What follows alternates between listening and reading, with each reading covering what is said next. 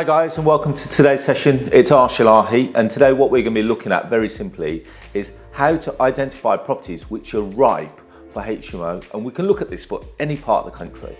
So we're going to do a live screen share as well today, so you can see exactly what I'm looking at. More importantly, how you can identify which property is perfect for HMO use. Now, there's a couple of things that we need to concentrate on when we're looking at HMOs. First of all, a question that I get asked pretty much on a day-to-day basis, is a HMO still viable? The honest answer is absolutely. You know, we've got to look at certain things like supply, demand. We need to have a look at location and what's within the vicinity of where the property is going to be. So straight away, first thing that I'm doing, I'm going straight to Rightmove, as you can see here. So we're going to be looking for properties that we can actually acquire or purchase today. So we're going to be looking for properties to buy. So just give you an example. I'll tell you what, let's have a look for a property in, let's use an area, let's just choose Birmingham. Now the first thing that I do is that whenever I look at an area, first I'm in Rightmove, first thing that I do, I go to Birmingham, then I have a look at minimum bedrooms 3, maximum bedrooms I always leave open, and I always try and choose houses. I also include under offer properties, and I search for properties. So I keep the search very open and generic, so it gives me an opportunity to look at all the properties available. Now, the first thing that I also look at is that if I'm going into Birmingham, I've just opened another tab, and if I look at Birmingham, the first thing that I want to know is where are all the hospitals, where is the university, and also where is the city centre. So you can find out the postcode for all of these 3 main target areas, because remember, you only want to create a HMO in an area where there's sufficient demand for people to live there. So we're going to look at certain things, and I want you to take note of all these steps. Remember guys, if you're watching this on YouTube, you can watch this back as many times as you want. More importantly, if you actually subscribe to my channel by pressing the subscribe bell, you'll get a notification every time I upload a new video. And we're going to be doing loads over rent to rent, HMO, acquiring, deal sourcing and deal packaging videos over the forthcoming weeks. So it really is valuable time for you to subscribe. So looking back at Birmingham, first thing that I'm going to do, I'm going to say how many hospitals are there in Birmingham. So pretty much, oh right, okay, in Birmingham, I shouldn't have wrote it in capitals, but it is what it is. So how many hospitals are there in Birmingham? So straight away it tells us that there's 3 hospitals. We've got West Heath Hospital, we've got Birmingham City Hospital, and we've got Queen Elizabeth Hospital. Now you can see pretty much by the number of reviews that each of the hospitals have got that the Birmingham City Hospital and the Queen Elizabeth Hospital are the most common or the larger of the 2 institutes. Now the Queen Elizabeth Hospital straight away has got 422 reviews, Birmingham City Hospital's got 243 reviews, the other West Heath Hospital only has 7, so that could be almost like a community walk-in centre. So not something that I would really hinge on trying to buy a HMO for that specific reason. However, let's have a look at Queen Elizabeth Hospital, and I'm going to get their postcode. So next thing I'm going to do is Queen Elizabeth Hospital postcode. Now just bear in mind that when I get this specific postcode, there we go, it's got B15 2GW. When I get this postcode is specifically for that hospital. Now one thing that we need to do is when we go back to Rightmove, when we go for property for sale, we put in that postcode and we start search. And then when we look at the filter process, again, number of bedrooms, minimum 3, maximum we leave open. Property type, we're going to leave as houses. We're going to include the number of, include under offer, sold subject to contract. We're going to leave the price range open for the meanwhile. If you've got a budget that you want to work to, again, that postcode is going to open it. We've left it as 0 miles. If I put that postcode, that's going to be the postcode for the hospital. And the postcode, the hospital, you have to remember, is normally quite a large property. So we may need to go circle within a half-mile radius. And all of a sudden now you'll see that there's 15 results. 15 properties which have got a filter of 3 bedrooms or more. We haven't put any price parameters in, and they are all houses. Now, all automatically, Rightmove comes up with sorting them from the highest price first. Now, the one thing that I always do straight away, I remove that and I adapt it so that it shows that the cheapest property, I want to have a look at what is the cheapest property in that location, a half a mile of the hospital postcode. So straight away it's come up with 15 results, and the cheapest property in that location is a 3-bedroom end of terrace house at £160,000. So far I'm thinking, okay, that seems quite interesting. With a 3-bed property, potentially, again, the next thing that we're going to look at is we're going to look at the property. And the property is one thing.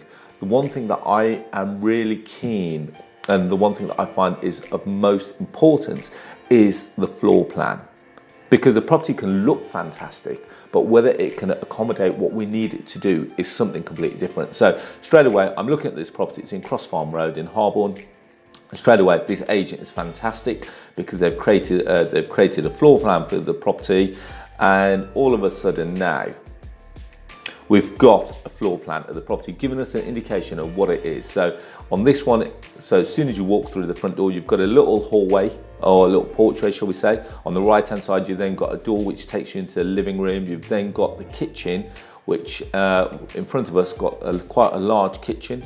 And then on the first floor, we've got, as soon as you come up the stairs, you've got a small landing, you've got a bathroom, and you've got bedrooms 1, 2, and 3. Now, one thing that I like to do first of all is, when I'm looking in an area, I also try and go into Google and type in, so for argument's sake, I try and understand what is that area doing. So for argument's sake, is Birmingham an Article 4 area? Now, if you don't know what Article 4 means, yeah, it's probably worth reading up on it. Basically, it's where the local authority is trying to clamp down the amount of HMOs that are being created in that area. And as a result, they'll say that anything now that has been used in excess of a single let will now require planning permission. Now, there are certain areas in Birmingham which are Article 4, so places like Selly Oak, certain parts of Erdington, certain parts of Edgbaston. So as a result, when we're looking at properties, we need to make sure that if they are in an Article 4 area, that if we're trying to create a HMO, we need to understand what is required in order for us to do that legally and within guidelines. So first thing that I do, I go into Google, I type in HMO, Birmingham, Article 4 direction.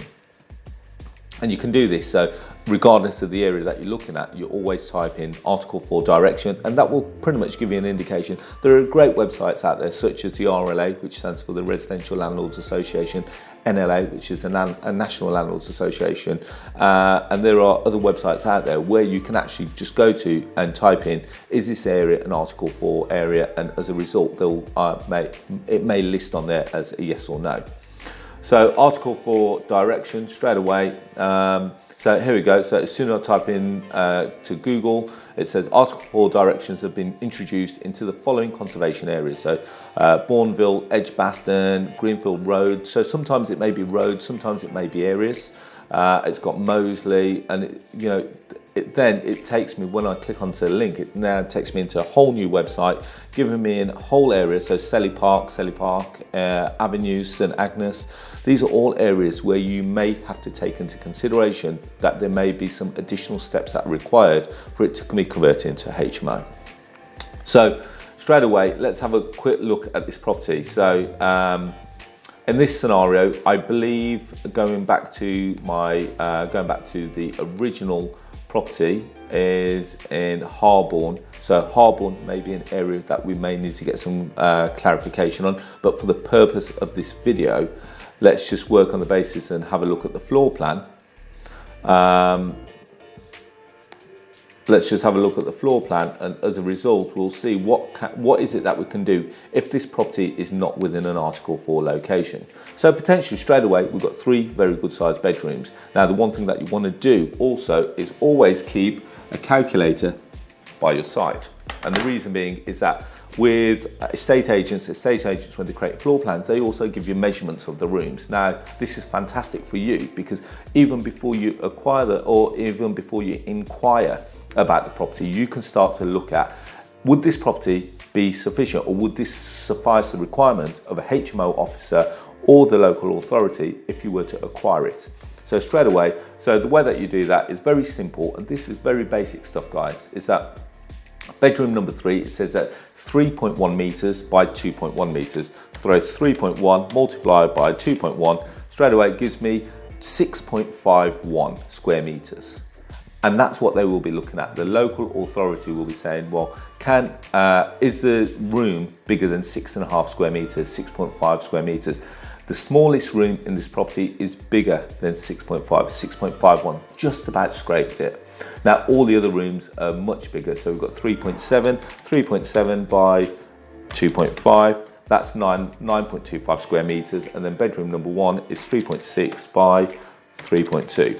And so that's 11.5 square meters. So even if bedroom 3 was slightly smaller, we could potentially, and again, this takes us into a completely different realm of questions with regards to HMO, we could potentially move one of the stud partition walls and steal a bit of space from bedroom 1, which is more than big enough than 6.5 square meters. And as a result, we could still create 3 bedrooms upstairs. Now, that's the simple thing. We've got 1 bathroom upstairs, which is fine. Now, going down onto the ground floor, very simple, is that we've got 1 very large living room. Could we convert that large living room into a bedroom and also a living room? So they're 2 separate questions. So they're, in this property in particular, very simply, if you follow my cursor, when you walk into the room here, this looks like it's completely open. So we've got some conservatory doors there. We've got a window on the front there. Potentially, if you were to potentially build a stud partition wall, just following it across there, potentially we could convert that into a 4th bedroom and utilize this as a communal lounge, which means that again, we may need to play around with the configuration or put a small corridor in there to ensure that they will still be able to get access to the communal lounge. Very straightforward. If you work on the size of what the living room is currently, it's 6.2 by 3.7. That's near enough 22.94 square meters, which is going to be more than sufficient for a communal lounge and a living room. So as a result, we can potentially convert that into a 4-bed HMO. Now, just so you know, let's take this one step at a time. So you're thinking, okay, great, £160,000, can potentially convert it into a 4-bed HMO. What else do we need to do? Next thing that we need to do is start having a look at, so I don't really, whenever I look at a property, I don't really care what it looks like, because it's not what it is now, it's what it's going to become. So when I just have a look at the quick pictures, the kitchen looks, if we were to have a look at the pictures, the kitchen looks fantastic. You know, it looks well kept. There's lots of storage all over the space. The lounge, that if we were to look at this, there's that doorway that we said, there's that window, and then we could potentially block it off there, and that could then become part of the lounge. There's those French doors that we looked at, so the lounge is actually quite large. There's the bathroom, the 1st floor bathroom, and then there's there's one of the bedrooms upstairs, and it's got a decent sized garden. Now with HMOs, unfortunately, gardens aren't always the best things to have, because sometimes they may not get maintained, especially if it's left up to the tenants.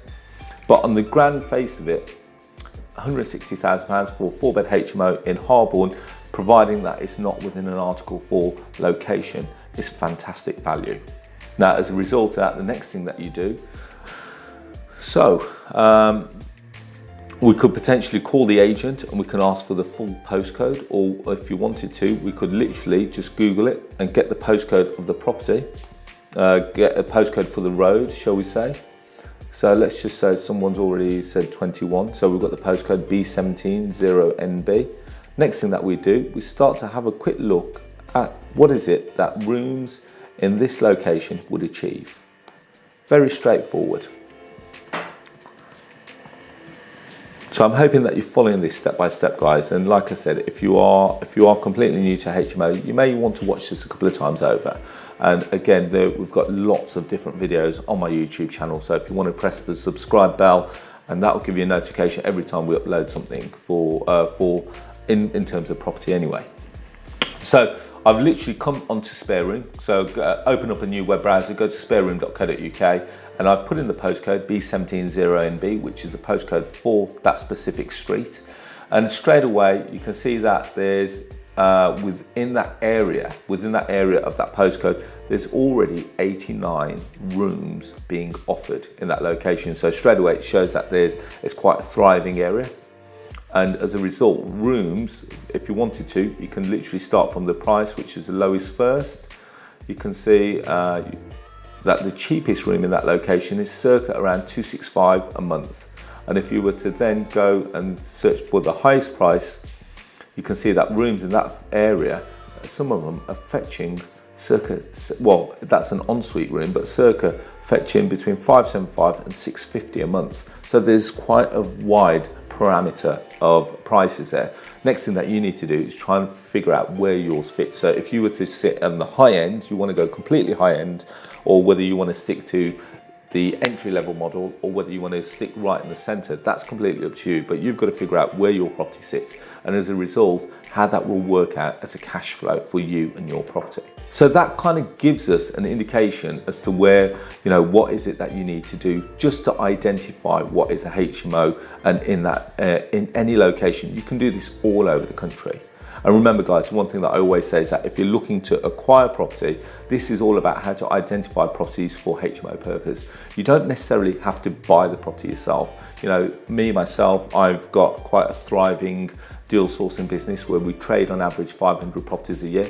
Again, we've got lots and lots of videos on this YouTube channel telling you how you can actually deal trade. So if you were to look for a property like this and you say, you know what, I love it, but unfortunately I may not have the finances to do it right now, don't pass the opportunity on.